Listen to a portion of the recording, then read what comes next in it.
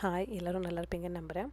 ஆடி 18 அன்றைக்கி எங்கள் ஊர்லலாம் எப்படி பண்ணுவாங்கன்னா, ஃபேமிலியோடு சேர்ந்து காலையிலே நான்வெஜ் எல்லாம் எடுத்துகிட்டு ஏதாச்சும் ஃபால்ஸ் இல்லை ஆறு மாதிரி இருக்கிற இடத்துக்கு போயிட்டு அங்கேயே சமைச்சு சாப்பிட்டுட்டு குளிச்சுட்டு ஈவினிங்காக வீட்டுக்கு வந்துடுவோம்.